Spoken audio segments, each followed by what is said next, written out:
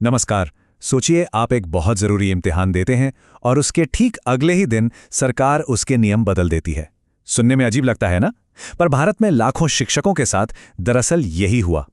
ये कहानी है मेरिट की, फेयरनेस की और एक वादे की जो शायद टूट गया। चलिए आज इसी पूरे मामले को समझते हैं। क्या कोई खेल शुरू होने के बाद उसके नियम बदल सकता है? बस यही वो एक सवाल है जिसके इर्द गिर्द ये पूरा मामला घूमता है। और इसी एक सवाल ने भारत में एक बहुत बड़े कानूनी विवाद को जन्म दे दिया। ये नंबर देखिए, 4,09,530। ये सिर्फ एक आंकड़ा नहीं है। ये उन उम्मीदवारों की संख्या है जो सरकारी टीचर बनने का सपना लेकर एक बहुत बड़ी परीक्षा में बैठे थे। और ये सभी लोग लड़ रहे थे सिर्फ 69,000 नौकरियों के लिए। मतलब हर एक सीट के लिए करीब करीब 6 दावेदार। कंपटीशन बहुत टफ था। तो फिर इस पूरे झगड़े की, इस पूरे विवाद की जड़ क्या थी? एक ऐसा फैसला जिसने सब कुछ बदल कर रख दिया। परीक्षा हो जाने के बाद उसके नियमों में बदलाव। अब जरा इस टाइमलाइन पे गौर कीजिए, ये पूरी कहानी खुद बयां कर देगी। 1 दिसंबर 2018 को भर्ती का ऐलान हुआ। सबसे जरूरी बात, कोई पासिंग स्कोर नहीं बताया गया। 6 जनवरी 2019 को 4 लाख से ज्यादा लोगों ने इम्तिहान दिया। और फिर सबसे हैरान करने वाली बात हुई। परीक्षा के ठीक अगले ही दिन 7 जनवरी को सरकार ने अचानक एक नया और बहुत ज्यादा पासिंग स्कोर तय कर दिया। इस लड़ाई में ना 2 तरह के उम्मीदवार आमने सामने थे। चलिए देखते हैं कि ये कौन लोग थे। तो एक तरफ थे शिक्षा मित्र। ये वो पैरा टीचर्स थे जिनके पास सालों का क्लासरूम एक्सपीरियंस तो था, लेकिन फॉर्मल डिग्री नहीं थी। और दूसरी तरफ थे बीएड और बीटीसी डिग्री वाले फ्रेश कैंडिडेट्स, जो पूरी तरह से ट्रेन्ड और क्वालिफाइड थे। मतलब ये एक सीधी टक्कर थी तजुर्बे और क्वालिफिकेशन के बीच। लेकिन ये जो टकराव था, ये अचानक से पैदा नहीं हुआ। इसकी जड़ें सुप्रीम कोर्ट के एक पुराने वादे में थीं। एक ऐसा वादा जिसने शिक्षा मित्रों को एक बहुत बड़ी उम्मीद दी थी। अच्छा, तो ये शिक्षा मित्र हैं कौन? पहले ये समझ लेते हैं। ये लोग 1999 की एक स्कीम के तहत सरकारी स्कूलों में मदद के लिए रखे गए पैरा टीचर थे। इन्हें सैलरी की जगह एक मानदेय मिलता था और इनके पास कोई फॉर्मल टीचिंग डिग्री नहीं थी।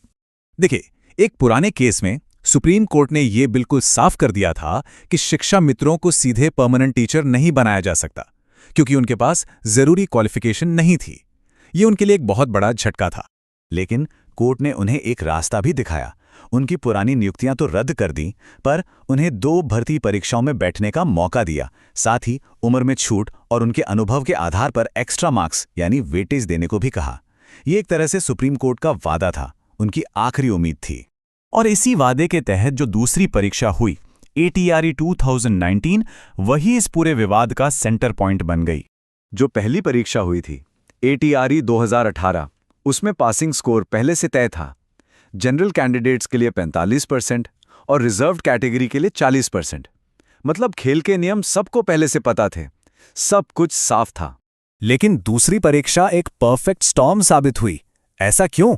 पहली बात, ये शिक्षा मित्रों के लिए आखिरी मौका था। दूसरा, इस बार बीएड डिग्री वाले हजारों नए उम्मीदवार भी मैदान में थे, जिससे कंपटीशन और बढ़ गया। और सबसे बड़ी बात, जैसा कि हमने देखा, परीक्षा से पहले कोई पासिंग स्कोर नहीं था और परीक्षा के तुरंत बाद इसे अचानक 45% से बढ़ाकर सीधे 65% कर दिया गया। जाहिर है ये मामला अदालत पहुंचना ही था। तो चलिए देखते हैं कि हाई कोर्ट में क्या हुआ। तो पहले तो सिंगल जज ने शिक्षा मित्रों के हक में फैसला सुनाया। उन्होंने कहा, खेल शुरू होने के बाद उसके नियम नहीं बदले जा सकते। ये फेयरनेस के सिद्धांत पर एक बहुत बड़ी जीत थी। लेकिन कहानी यहीं खत्म नहीं हुई।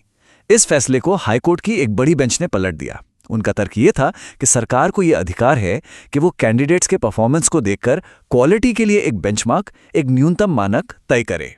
और अंत में डिवीजन बेंच का फैसला ही मान्य रहा। कोर्ट ने कहा कि बच्चों को अच्छी शिक्षा मिले, ये पक्का करने के लिए राज्य को ऊंचे स्टैंडर्ड्स तय करने का पूरा अधिकार है।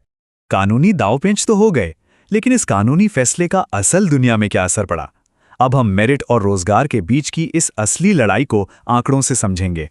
तो पासिंग स्कोर बढ़ाने के इस एक फैसले का असल में क्या असर हुआ? चलिए उन 45,357 शिक्षा मित्रों के आंकड़ों को देखते हैं जिन्होंने ये परीक्षा दी थी। ये आंकड़े देखिए, ये अपने आप में पूरी कहानी कह रहे हैं। अगर पुराने नियम लागू रहते, यानी 40-45% वाला कट ऑफ होता, तो 32,000 से ज्यादा शिक्षा मित्र पास हो जाते। लेकिन नए ऊंचे कट ऑफ की वजह से सिर्फ 8,018 ही पास हो सके। ये चार्ट उस भारी अंतर को और भी साफ साफ दिखाता है। सिर्फ एक नियम बदलने से 24,000 से ज्यादा शिक्षा मित्र नौकरी की दौड़ से बाहर हो गए। सरकार के एक फैसले ने हजारों लोगों की जिंदगी और उनके रोजगार पर सीधा असर डाला। तो अंत में ये पूरा मामला हमें एक बहुत बड़े और मुश्किल सवाल पर लाकर खड़ा कर देता है। कोई भी सिस्टम अपने कर्मचारियों से किए गए पुराने वादों और भविष्य के लिए सबसे योग्य लोगों को नौकरी देने के लक्ष्य के बीच आखिर संतुलन कैसे बनाए, इस पर विचार जरूर कीजिएगा।